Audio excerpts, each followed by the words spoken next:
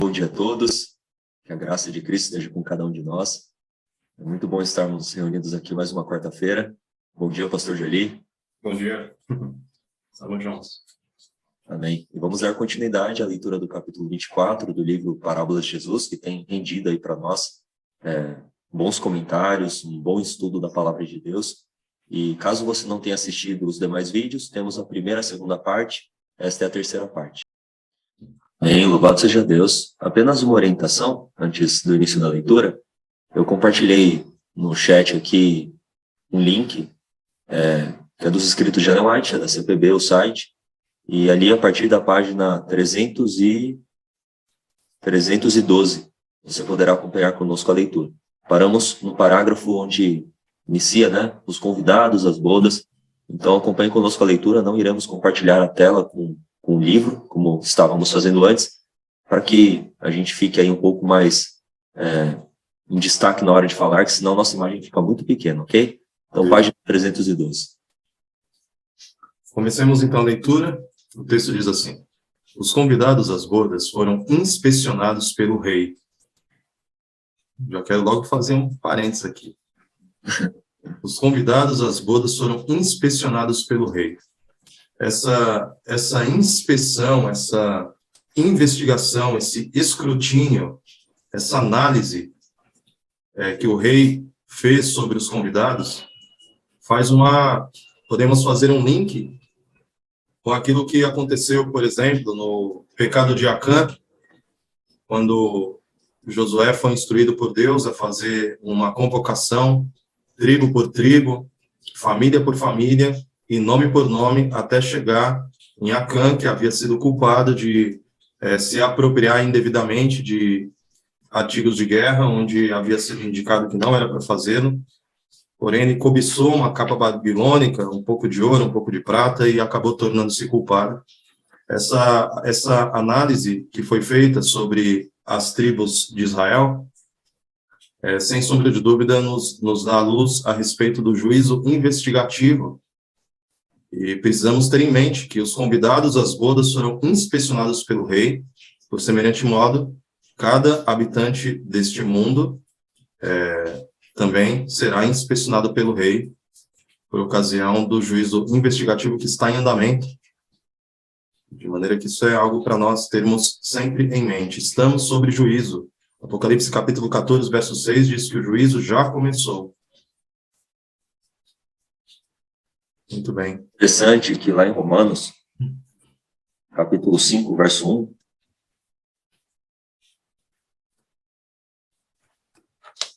Romanos capítulo 5, versículo 1 diz: justificados, pois, mediante a fé, temos no presente, agora, neste exato momento, paz com Deus por meio de nosso Senhor Jesus Cristo.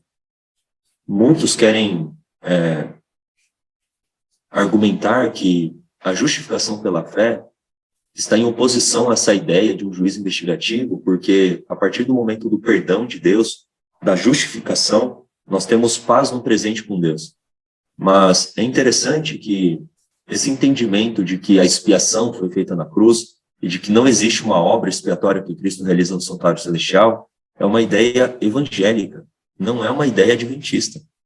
Nós entendemos que a cruz é parte da expiação e que tanto a obra de Cristo realizada na cruz, a sua morte, como a sua também intercessão, ambas obras fazem parte da expiação.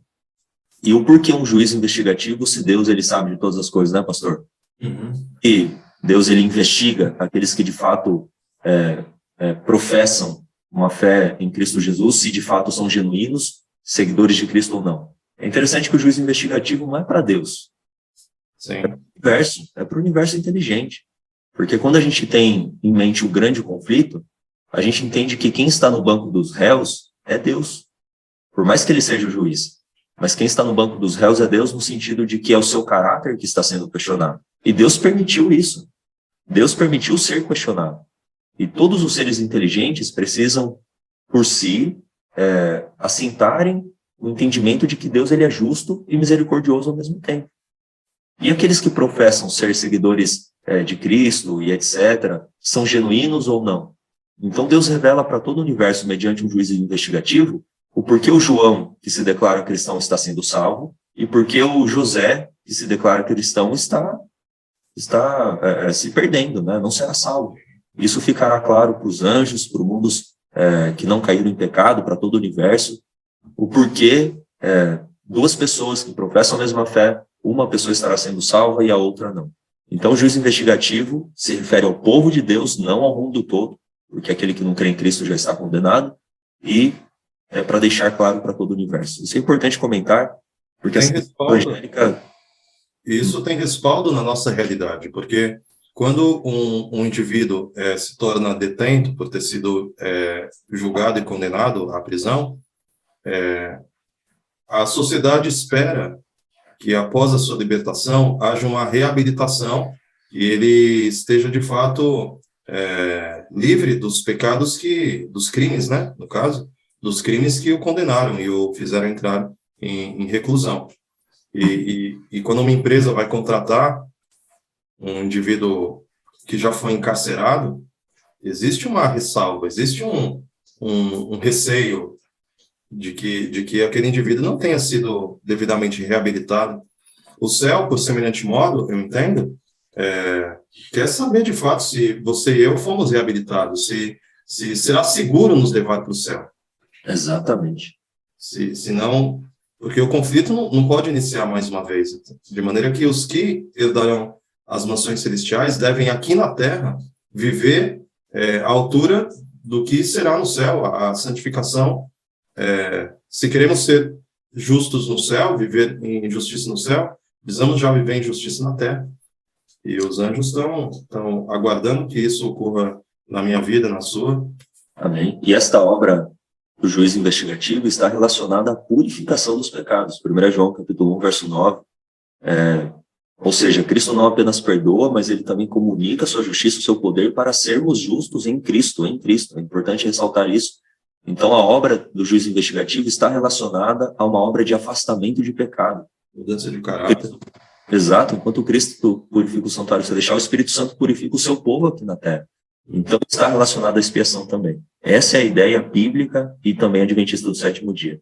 A gente não pode, o que eu queria enfatizar, e às vezes a gente avança, né, se aprofunda em outros pensamentos, é que a gente não pode beber de fontes evangélicas e trazer isso para o mundo adventista. Nós não somos evangélicos, nós não somos calvinistas. Essa ideia da ênfase apenas no perdão e não no poder, de que a expiação foi feita na cruz, e muitos teólogos adventistas têm apresentado essa ideia ultimamente, temos que nos distanciar delas, porque isso interfere completamente na nossa mensagem. Apocalipse 14, versículo 6 e o 7, né? Chegou a hora do seu juízo. Se a gente não pregar uma mensagem adventista, a mensagem para esse tempo, como que a gente vai pregar as 3 mensagens angélicas? Sim. Então, tente enfatizar isso aí. Muito bem. É fundamental entender que, número 1, o rei tem direito a isso. O rei tem toda a autoridade para fazer, e ele vai fazer. A leitura continua dizendo assim: só foram aceitos os que obedeceram aos seus requisitos e usaram o vestido nupcial. É difícil continuar a leitura, porque cada frase Profunda. A frase tem a sua profundidade, né? Só foram aceitos os que obedeceram aos seus requisitos e usaram o vestido nupcial. Aqui faz uma alusão direta à obediência e justiça. E, pastor, essa frase é muito importante, porque cumprir as condições é o mínimo e não há mérito.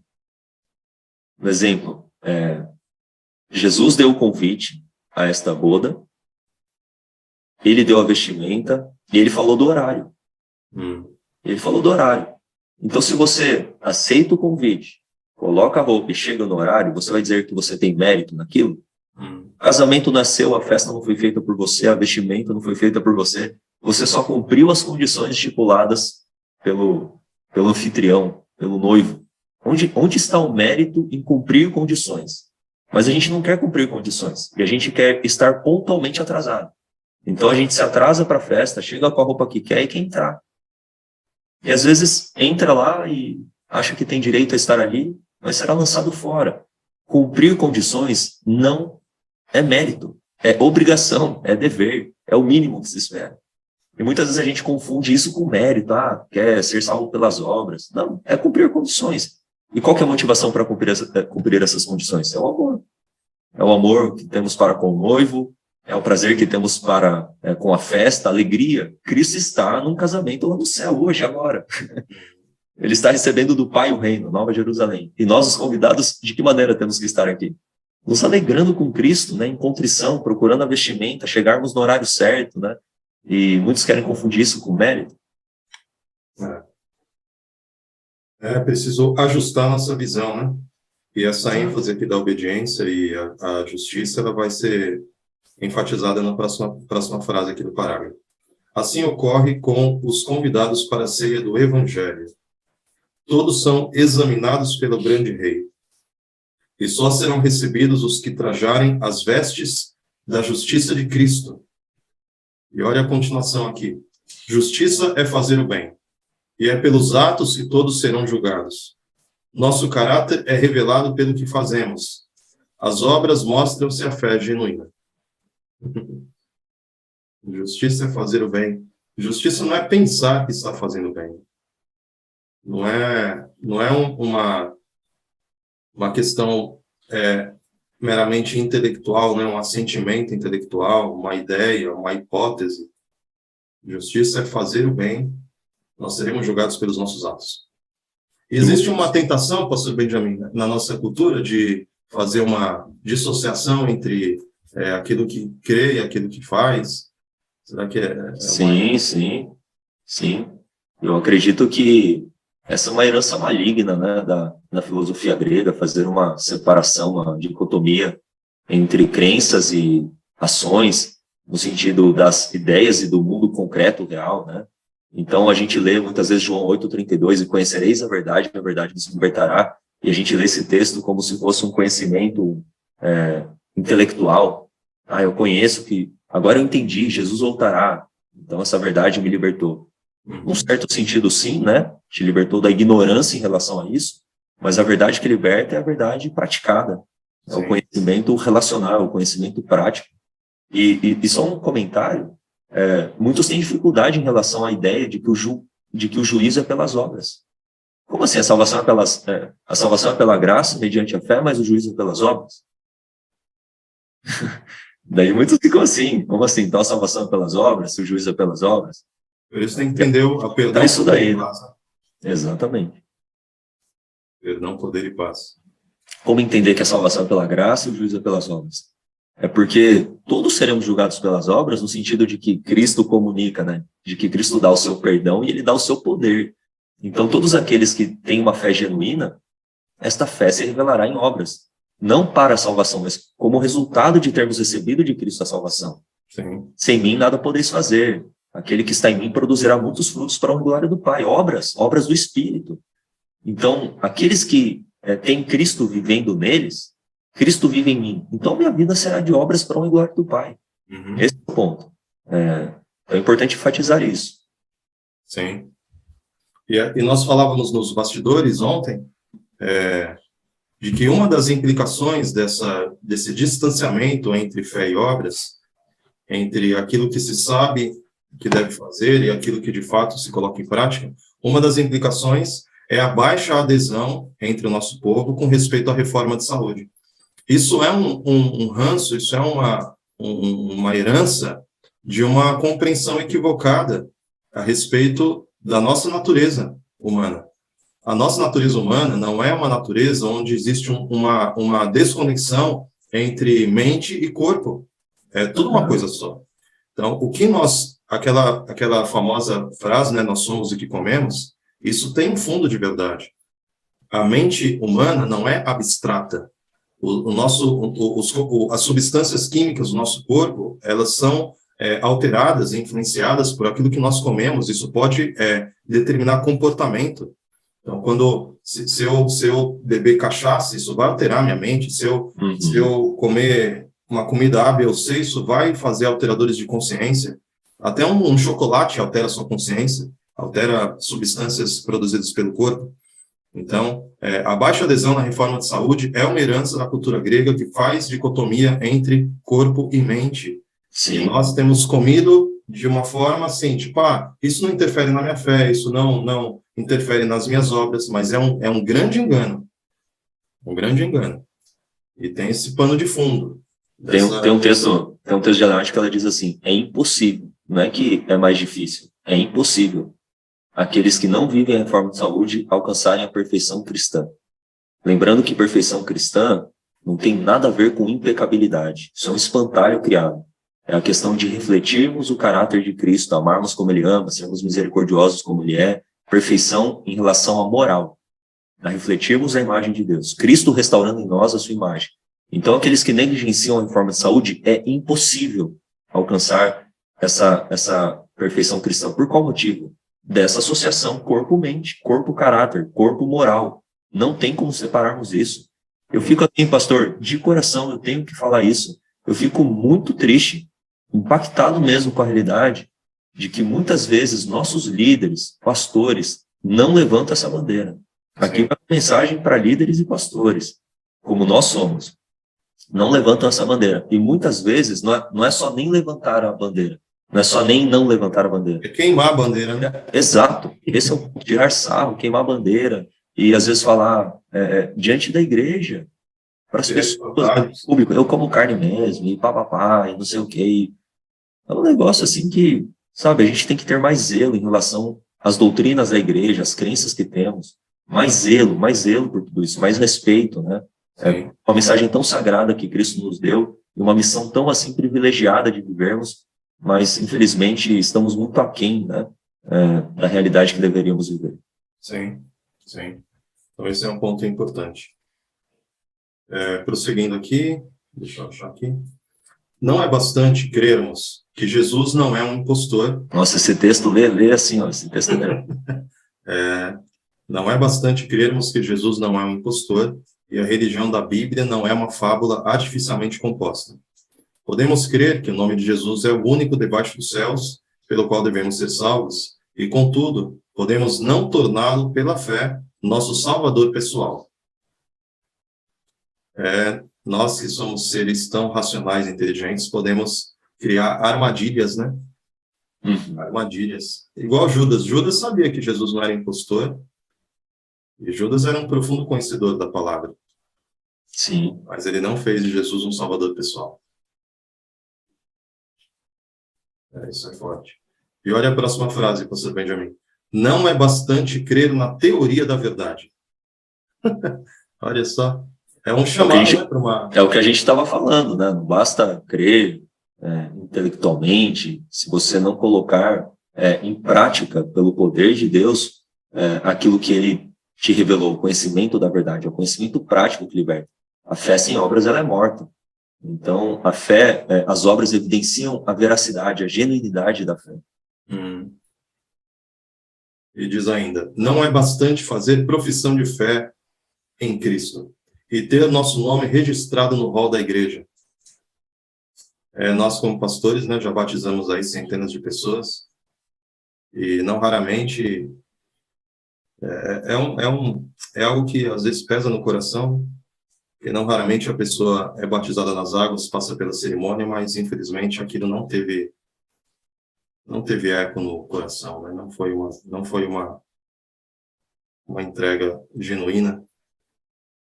E não basta crer na teoria da verdade. Aquele que guarda os seus mandamentos nele está, e ele nele. E nisto conhecemos que ele está em nós, pelo Espírito que nos tem dado. E nisto sabemos que o conhecemos, se guardarmos os seus mandamentos. Esta é a evidência genuína da conversão. Qualquer que seja a nossa profissão, nada valerá se Cristo não for revelado em obras de justiça. É muito forte esse texto, né? É muito impactante, né? Porque desmascara a nossa hipocrisia, desmascara a nossa religião, no aspecto humano falando, né? A gente se cerca de ritos, a gente se cerca de práticas, julgando que isso é a evidência da genuína conversão. Mas a evidência da genuína conversão é o eu morto na cruz e Cristo vivendo em nós. Perdão, poder e paz. não sermos apenas declarados justos, mas sermos feitos justos em Cristo. Isso é importante, que quando a gente entende vestimenta, né, as vestes de justiça de Cristo, é um conjunto, não tem como só receber o perdão e não receber poder. Não é um ou outro, é um e outro, é perdão e poder. É um pacotinho, né? Igual, ou um pacotão, vamos falar no aumentativo, que é um pacotão maravilhoso, cheio de graça e poder que Cristo nos comunica. Então isso é muito importante, esse parágrafo, ele desmascara essa religião humana, né, farisaica, hipócrita, que é uma tendência, é uma tentação, não é, pastor? Sim. Tentação, porque o eu não quero morrer. E a gente começa com esses gatilhos de autossabotagem, de nos enganarmos, e a gente tem que abrir os olhos para isso. Sim. Quando diz aqui que não é bastante crermos que Jesus não é impostor, religião da Bíblia, tal. É possível alguém, por exemplo, saber explicar as 70 semanas de Daniel 9, saber explicar as 2.300 de manhã, saber dar todas as respostas bíblicas e ainda assim estar perdido? Essa é a triste realidade. Então, esse é o tipo de leitura para a gente rasgar as vestes do coração, né? Não basta, o céu não está interessado tanto no que você e eu sabemos, mas na coerência entre o que sabemos e fazemos. É interessante que o texto de Tiago, que diz que a fé sem obras é morta, diz lá também que os demônios creem. Eles creem e tremem. Eles não apenas creem, eles tremem. Mas eles não têm o aspecto da obediência. Sim. Eles creem. Creem em Deus, creem nas verdades no sentido de ter conhecimento, mas não colocam por obras. Estão numa condição de rebelião a Deus. Sim. Essa condição demoníaca, vamos colocar em termos fortes, é a condição demoníaca de muitos que professam a fé na verdade, assinam a lição da escola sabatina, estão todo sábado na igreja, mas estão em rebelião aberta à verdade revelada por Deus a estas pessoas. Sim. Então, a verdade que liberta é aquela que é praticada pelo poder de Cristo. Lá em João 15, né, White citou esse texto, citou também lá de 1 João, aquele que diz que está em Cristo, guarda os seus mandamentos. Nós somos amigos de Cristo se guardarmos os seus mandamentos, estaremos nele se guardarmos os seus mandamentos. Não tem como desassociar as coisas. Sim. Guardar mandamentos é resultado da genuína fé, do amor que temos para com Cristo, da gratidão, da morte do eu. E isto está relacionado à justiça de Cristo. Não apenas perdão, mas poder também. Sim. Os próximos 2 parágrafos são parágrafos curtos, mas traz a mensagem mais maravilhosa do Novo Testamento. Ouçam. A verdade deve estar plantada no coração. Deve dirigir o espírito e regular as afeições. Todo o caráter deve ser estampado com a expressão divina. Cada jota e cada tio da palavra de Deus deve ser introduzido na vida diária. Aquele que se torna participante da natureza divina estará em harmonia com o grande padrão de justiça de Deus, sua santa lei. Esta é a norma pela qual mede as ações dos homens, e essa será também a pedra de toque do caráter no juízo. Uau! Vamos falar um pouquinho sobre essa participação na natureza divina, porque esse texto de 2 Pedro 1,4 fez uma revolução na minha compreensão do que é, de fato, a obra de Deus em nós. Eu até digo que esse deveria ter uma cadeira no curso teológico só falando sobre esse texto de 2 Pedro 1,4, porque é uma ênfase que não damos. Nós não damos essa ênfase. E essa é a promessa mais incrível que a Bíblia apresenta. Sim. Eu estou procurando um texto aqui. Sim. Olha só, achei. O Desejado de Todas as Nações, página 671. É um texto assim que teríamos que ler todo o parágrafo, mas olha só o final, que diz assim, ó, página 671. É por meio do Espírito que o coração é purificado. Por ele, pelo Espírito, torna-se o crente participante da natureza divina. Cristo deu seu Espírito como um poder divino para vencer toda a tendência hereditária e cultivada para o mal e gravar seu próprio caráter em sua igreja. Porque muitas vezes a gente questiona, né? Como que eu posso me tornar participante da natureza divina? E o Filho de Deus, sendo Deus, se tornou ser humano, para que nós, seres humanos, nos tornássemos participantes da natureza divina. Sim. Cristo, Deus, não nos deixou num terreno desvantajoso em relação a Satanás. Sim. Satanás nos tentaria por meio dessa inclinação natural ao pecado que temos, por meio da natureza pecaminosa. Mas como que podemos obter a vitória em Cristo? Da mesma maneira que ele obteve a vitória. É interessante que para Cristo o Pai era a videira e ele era o ramo. Agora nós, em relação a Cristo, Cristo é a videira e nós somos os ramos. Se estivermos ligados a Cristo, que é a nossa videira, iremos sorver, diariamente, receber do seu Espírito para sermos participantes da natureza divina. Como que Cristo venceu o pecado? Estando ligado ao Pai. Como que venceremos o pecado? Estando ligados a Cristo. Amém. Recebendo diariamente o Espírito Santo. Isso é ser participante da natureza divina. É Cristo vivendo em mim. São tantos textos da Bíblia, né, pastor? Sim, sim. É não vivendo mais andando de acordo com a carne, mas com o Espírito. É Cristo vivendo em nós. É o Espírito Santo nos conduzindo, efetuando em nós o querer e o realizar, e etc. Tudo isso é ser participante da natureza divina. Amém. Completa um outro texto, comenta que a coparticipação na natureza divina ocorre mediante completa submissão à vontade de Deus. É um decidir obedecer a Deus em todos os seus reclamos. E de maneira que essa verdade de 2 Pedro 1,4, ela significa que verdadeiramente aquele que de fato almeja vitória, obtém vitória. Amém. Se nós pecarmos e cedermos às tentações, é por livre escolha. Livre escolha. O céu está à disposição para nos conceder tudo aquilo que é necessário para obtermos a vitória. Amém. Amém. Eu achei interessante esse destaque que o pastor deu, né? Submissão completa da vontade. Isso significa a fé de Jesus. Morte do eu. A sua vontade é fazer a vontade do Pai. Vontade submissa, né? Tomar o jugo de Cristo, a condução de Cristo. Muitos falam ter o Espírito. Ninguém tem o Espírito. O Espírito tem que nos ter. A gente fala isso no capítulo Não se turbe o vosso coração. Leiam este capítulo, Desejar a todas as nações. Não me recordo o número do capítulo, mas o título é Não se turbe o vosso coração. O Espírito Santo é dado sob condição. Qual que é a condição? Submissão da vontade. Morte do eu. Ele guiando e conduzindo. Deus falou A, é A. Deus falou B, é B. E pelo poder que ele nos comunica, é possível colocarmos em prática a sua vontade. Essas de Deus são habilitadoras, ou seja, aquilo que ele promete, ele nos dá poder para cumprirmos. Sim. Prometeu vitória em Cristo? Ele fala, não, agora é por vocês aí. Não, a gente não tem poder, mas a gente tem algo que Deus não fará por nós. E não há mérito nisso. Aí que vem a questão da coparticipação. Aí vem a questão de cooperação, não contribuição. Ninguém contribui com nada. Mas você coopera. Você está unido a. E aí é a entrega da vontade unida com o poder divino. Deus não escolherá por você. E a gente tem que entender que pecado, no sentido de rebelião, é uma escolha. É uma escolha. Pecado consciente, voluntário, é uma escolha. E enquanto não entendermos essa realidade da malignidade do pecado e do poder da vontade submissa a Deus, ficaremos patinando na vida espiritual, na vida cristã.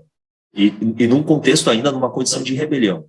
Sim. Então a mensagem do Evangelho é: teus pecados estão perdoados, vai e não peques mais. Em nome de Jesus. Amém.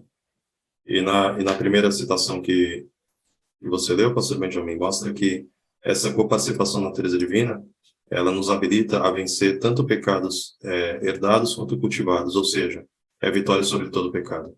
Amém.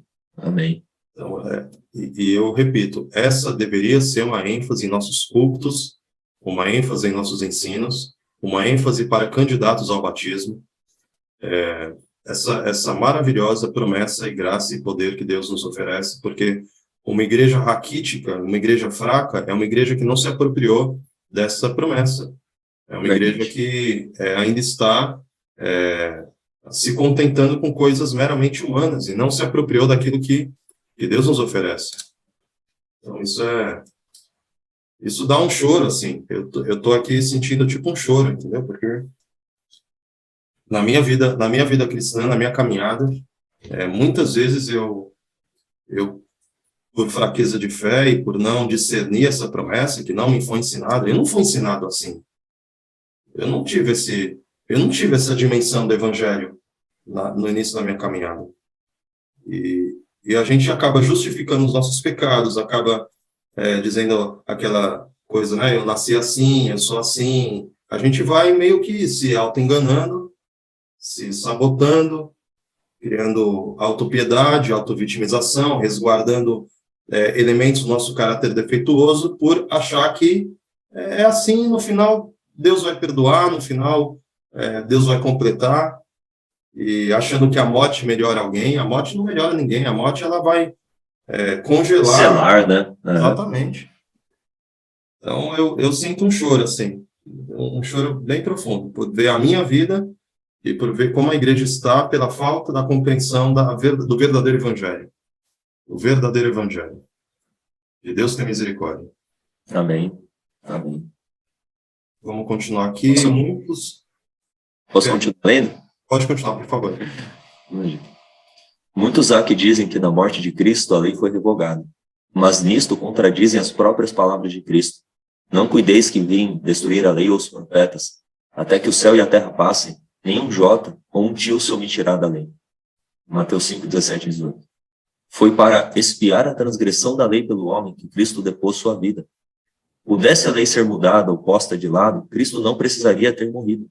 Por sua vida na terra, honrou a lei de Deus. Por sua morte, estabeleceu-a. Deu sua vida como sacrifício, não para destruir a lei de Deus, não para criar uma norma inferior, mas para que a justiça fosse mantida, para que fosse vista a imutabilidade da lei e permanecesse para sempre. Satanás declarara que era impossível ao homem obedecer aos mandamentos de Deus. E é verdade que por nossa própria força não lhes podemos obedecer. Cristo, porém, veio na forma humana e por sua perfeita obediência provou que a humanidade e a divindade combinadas podem obedecer a todos os preceitos de Deus. Tá louco. Mas claro que isso só Deus disse, né? Igual dizem. Daí... Tem como, né? Eu quero destacar algo assim que a gente já falou em outros vídeos, que não tem como nos colocarmos ao lado de Cristo, ao lado da bandeira ensanguentada de Emanuel, e sustentarmos as acusações de Satanás. Não tem como.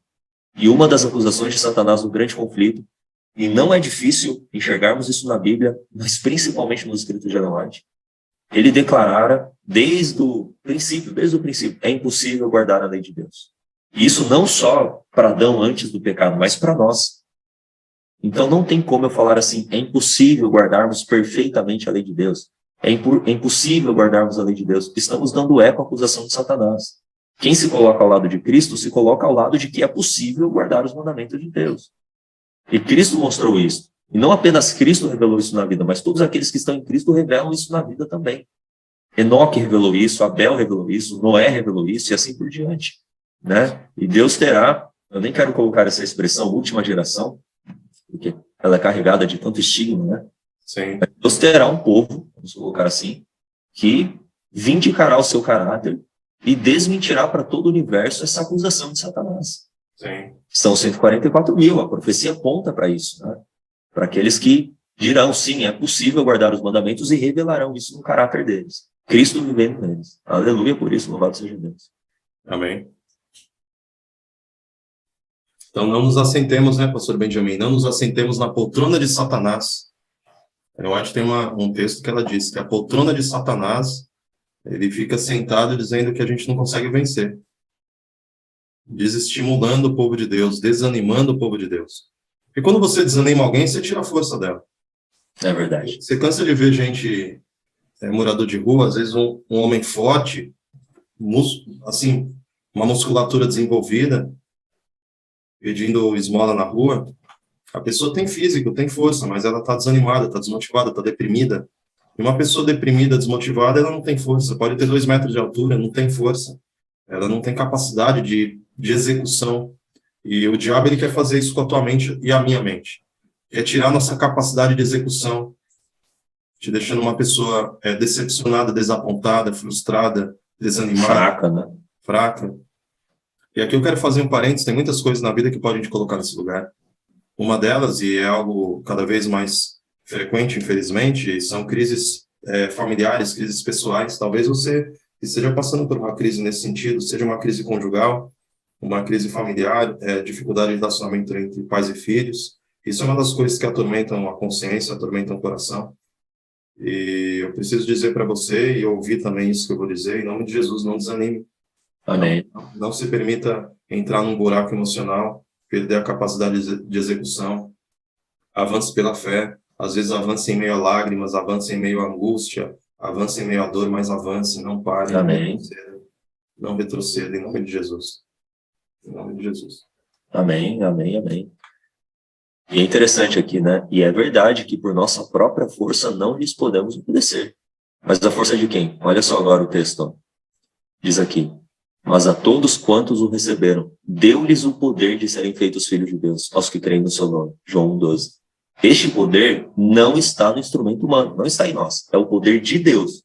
Quando uma alma recebe a Cristo, recebe também o poder de viver a vida de Cristo. Que texto maravilhoso. E aqui, continua. Deus requer de seus filhos perfeição. É o que está escrito aí, página 315. Deus requer de seus filhos perfeição. Em que sentido? Sua lei é um transcrito do seu caráter e é o padrão de todo o caráter. Essa norma infinita é apresentada a todos, para que não haja má compreensão no tocante à espécie de homens que Deus quer ter para compor o seu reino. A vida de Cristo na Terra foi uma expressão perfeita da lei de Deus. E quando os que professam ser seus filhos receberem caráter semelhante ao de Cristo, obedecerão aos mandamentos de Deus. Então o Senhor pode contá-los com toda a confiança, olha só o que o pastor Joeli comentou, né? Entre os que formarão a família do céu. Trajados com as vestes gloriosas da justiça de Cristo, participarão da ceia do Rei. Têm o direito de associar-se com a multidão lavada no sangue.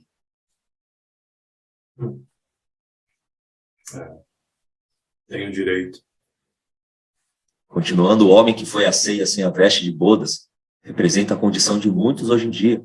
Professam ser cristãos e reclamam as bênçãos e privilégios do Evangelho. Contudo, não sentem a necessidade de transformação de caráter. Nunca sentiram o verdadeiro arrependimento dos pecados. Não reconhecem a necessidade de Cristo, nem exercem fé nele. Não venceram suas inclinações para a injustiça, herdadas e cultivadas. Contudo, pensam ser bastante bons em si mesmos e confiam em seus próprios méritos em vez de nos de Cristo. Como ouvintes da palavra, vão ao banquete, mas não tomaram a veste da justiça de Cristo. Muitos que se chamam cristãos são meros moralistas humanos. Recusaram a dádiva, o presente que somente podia habilitá-los para honrar a Cristo como representá-lo ao mundo. Podia habilitá-los para honrar a Cristo como representá-lo ao mundo. A obra do Espírito lhes é estranha. Não são praticantes da palavra. Os princípios celestes que distinguem os que são um com Cristo dos que se unem ao mundo tornaram-se quase indistintos. Os professos seguidores de Cristo não são mais um povo separado, peculiar. A linha de demarcação é imperceptível. O povo está se subordinando ao mundo, às suas práticas, costumes e egoísmos. A igreja passou para o mundo, transgredindo a lei, quando o mundo devia passar para a igreja na obediência da mesma. Diariamente a igreja se está convertendo ao mundo. Misericórdia. São textos muito fortes, né? A gente poderia comentar cada uma das frases, mas é uma triste realidade, porém temos promessas maravilhosas de que este poder ainda está disponível a nós, Cristo está intercedendo por nós, essa igreja militante, por mais que tenha defeitos, se tornará triunfante, que pode estar desanimado, como o pastor Joeli disse, avance pela fé, não desista, e a realidade é que a máscara tem que cair, a gente tem que ser quebrado sobre e pela rocha que é Cristo, e a mensagem de Laodiceia tem que impactar o nosso coração, mostrar a nossa nudez, mostrar a nossa miséria, a nossa vergonha, a nossa pobreza, para que então busquemos de Cristo o ouro, que é a fé genuína e verdadeira, a sua vestidura, a sua vestimenta, melhor dizendo, que é a sua justiça, colírio, o Espírito Santo iluminando os nossos olhos para discernirmos entre o certo e o errado, e estarmos preparados para estarmos com Cristo e assentarmos com Ele no seu trono. Amém. Pastor Benjamin, antes da leitura, vamos dar uma olhada aqui no chat, se tem alguma participação. Muito bem. Evaristo está conosco aqui, acabou de reagir à questão da última fala. O Senhor quer nos salvar. Acordemos. Com certeza, meu irmão. José Santos, Ingrid, Elisa, Keila, Márcia, sejam todos muito bem-vindos. Muito obrigado por estarem conosco. Gabriela, Débora, Isaac. E mais uma vez a Débora aqui dando um bom dia. Olha, de fato, essa esse capítulo, veja, já são 3 lives só nesse capítulo. Isso mostra a profundidade dos escritos proféticos, né? Amém.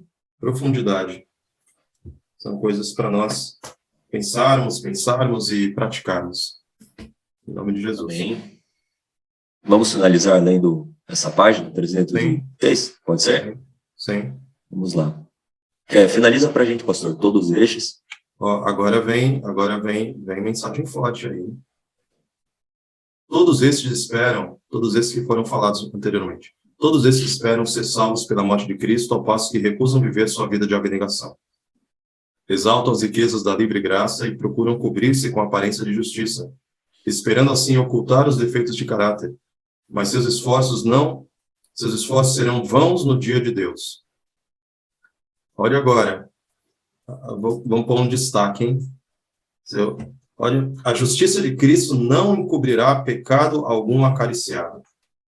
O homem pode ser intimamente transgressor da lei. Todavia, não se comete um ato visível de transgressão. Pode ser considerado pelo mundo possuidor de grande integridade. A lei de Deus, porém, lê os segredos do coração. Todo ato é julgado pelos motivos que o sugeriram. Somente quem estiver de acordo com os princípios da lei de Deus permanecerá em pé no juízo. Pastor, posso compartilhar aqui uma imagem? Sim. Acredito que vai ser interessante aqui para ilustrarmos. Compartilhei aí. Qual que é a diferença, né? Uhum. Olha só. Esses somos nós. Daí muitos pensam que o evangelho é isso. Ó. Mas o evangelho não é isso. O evangelho é isso aqui. Ó. É diferente. Nudez de alma. Exatamente. A justiça de Cristo, ela não encobre pecados. Ela remove pecados. Bem. Cristo, ele perdoa, mas ele transforma. Ele não vem encobrindo com uma capa, que é a sua justiça, a sua vida perfeita, o seu caráter perfeito, etc., cobrindo a nossa realidade de uma vida de pecado. Ele é claro que perdoa, mas ele também remove, ele purifica. E esta aqui, então, é a realidade do Evangelho. É uma capa que perdoa, mas também transforma e purifica. E é o que ela te disse aqui, né? Deixa eu parar a tela compartilhada. Ela diz aqui, a justiça de Cristo não encobrirá pecado algum acariciado. Então a gente muitas vezes está nessa condição de pecados acariciados, nessa vida vai, não vai, de mornidão, e a gente acha que está vestido. A condição laodiceana é uma condição de salvação pelas obras. Sim. Só que ela fala, eu sou salva por Cristo. Mas ela fala, eu estou vestida com a justiça de Cristo. Mas ela, no íntimo, ela tem pecados acariciados, ela está em rebelião, ela é nua, né, diante de Deus. Ela não está preparada para se assentar nas bodas do Cordeiro. Então, é a nossa realidade hoje, e por mais que vivemos em Laodiceia, esta é a fase da igreja, não precisamos estar nessa condição. Podemos ser pessoas fervorosas, pessoas que vivem o evangelho, que não desistem. A gente avança, cai, levanta e avança, e vai vencendo em Cristo, e vai olhando para Cristo, e vai superando, e vai avançando, em nome de Jesus. Amém. Amém. Aqui. Deus é amor. Demonstrou ele este amor na dádiva de Cristo. Quando deu seu Filho unigênito para que todo aquele que nele crê não pereça, mas tenha a vida eterna, nada reteve de sua possessão adquirida. Deu todo o céu, do qual podemos tirar poder e eficiência, para não sermos repelidos nem derrotados por nosso grande adversário. Mas o amor de Deus não leva a desculpar o pecado. Não desculpou em Satanás, não excusou em Adão ou em Caim, nem o desculpará em qualquer outro homem. Não tolerará nossos pecados, e não passará por sobre nossos defeitos de caráter. Espera que vençamos em seu nome. Uau!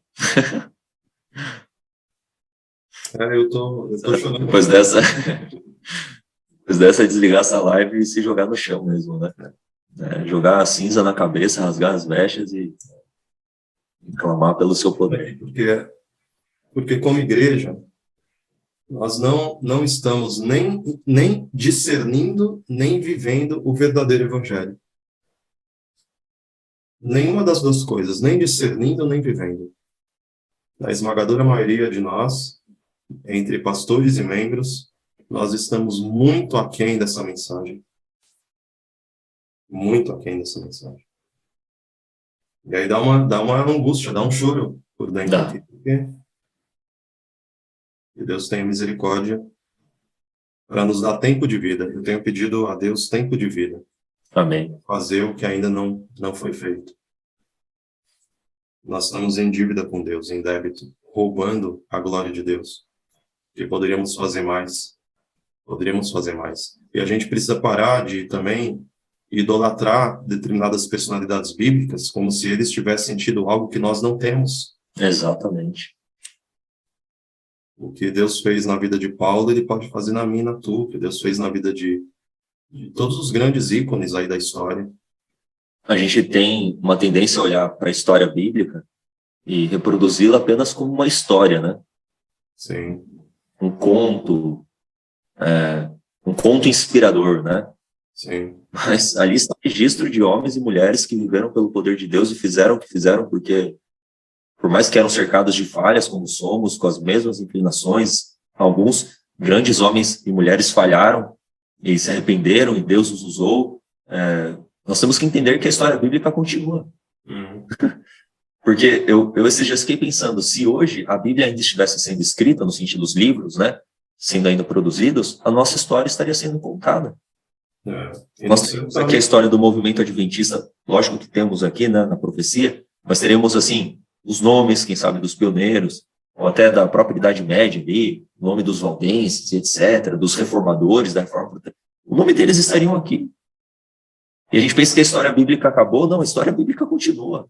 E aí o que estaria escrito? Fez o que era reto perante o Senhor, ou fez o que era mal perante o Senhor? Exatamente. Qual vai ser o resumo da nossa ópera? Pastor Benjamin, tem ainda uma página toda aqui, a gente deixa para... Então, eu fiquei aqui olhando e tem 2 páginas e meia. Eu não sei se rende uma outra live, né? Talvez seja bom a gente finalizar a leitura e começar um outro capítulo na próxima live. Sim. Vamos tentar, então... Vamos tentar, nesses 10 minutinhos, fazer a leitura aqui. A gente pode fazer a leitura e depois faz um comentário geral. Os que rejeitam o dom da justiça de Cristo estão rejeitando os atributos de caráter que os constituiriam filhos e filhas de Deus. Rejeitam aquilo que unicamente lhes poderia conceder aptidão para um lugar na ceia das bodas. Na parábola, ao perguntar o rei, como entraste aqui não tendo veste nupcial? O homem ficou mudo. Assim será no grande dia de juízo. Os homens agora podem justificar seus defeitos de caráter, mas naquele dia não apresentarão desculpas. As igrejas professas de Cristo nesta geração, desfrutam dos mais altos privilégios. O Senhor se tem revelado a nós numa luz sempre crescente. Nossos privilégios são muito maiores que os do antigo povo de Deus. Temos não somente a grande luz proporcionada a Israel, mas também a evidência crescente da grande salvação, trazida a nós por Cristo. Aquilo que para os judeus era o tipo e símbolo, é para nós realidade. Eles tinham a história do Antigo Testamento. Nós temos essa e a do Novo. Temos a certeza de um Salvador que veio, um Salvador que foi crucificado, ressurgiu, e à borda do sepulcro de José proclamou: sou a ressurreição e a vida. Amém. Uau. Em nosso conhecimento de Cristo e de seu amor, o reino de Deus está posto no meio de nós. Cristo nos é revelado em sermões e cantado em hinos. O banquete espiritual é nos apresentado em farta abundância.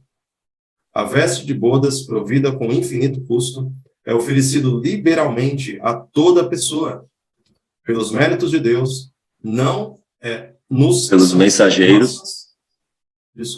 mensageiros de Deus, nos são expostas a justiça de Cristo, a justificação, as excelentes e preciosas promessas da palavra de Deus, o livre acesso ao Pai por Cristo, o conforto do Espírito e a bem fundada certeza da vida eterna no reino de Deus.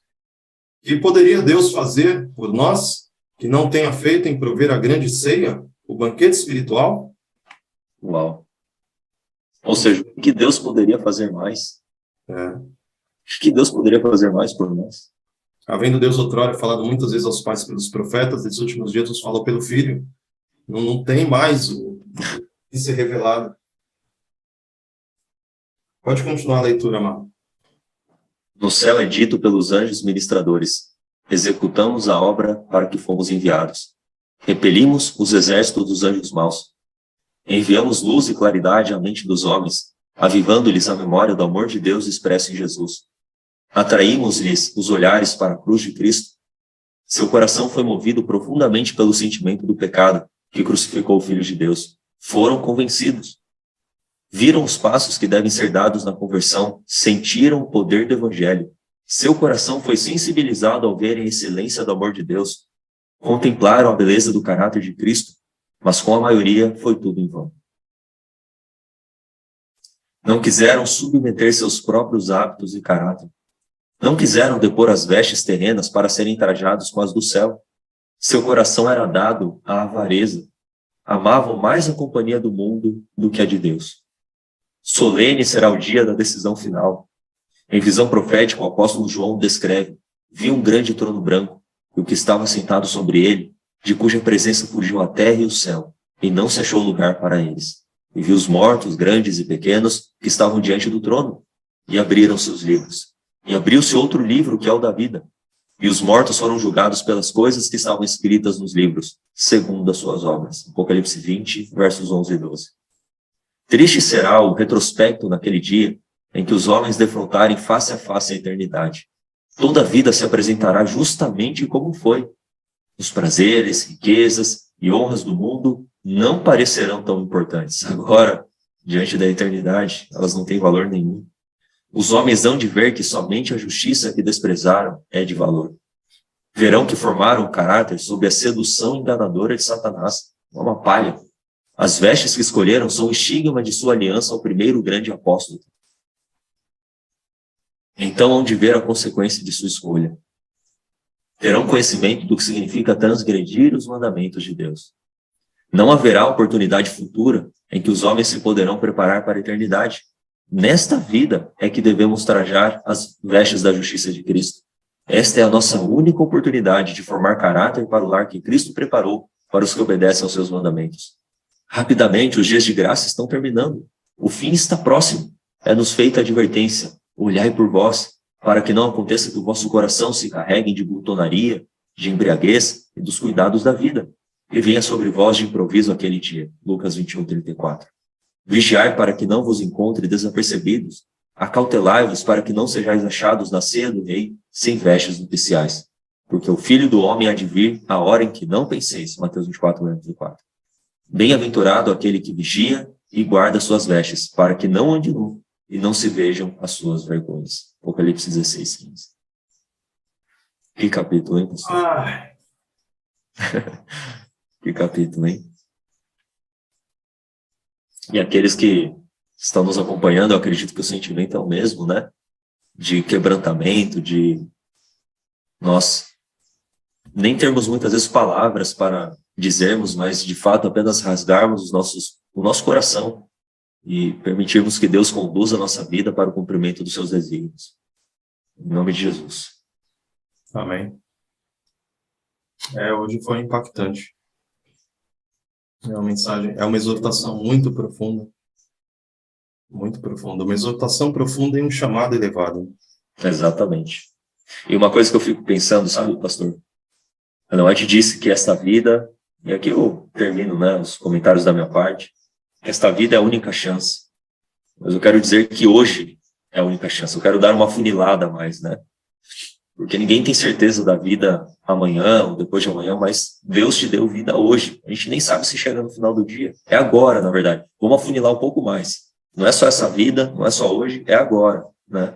É agora que a gente tem que estar trajados com a justiça de Cristo.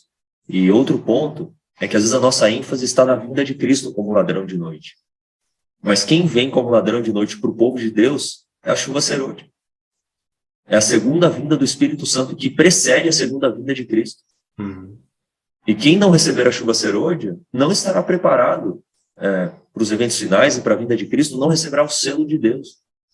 Então isso traz uma urgência mais ainda para nós de que aqueles apenas que estiverem trajados com a justiça de Cristo receberão a chuva serôdia, o refrigério, o selo de Deus.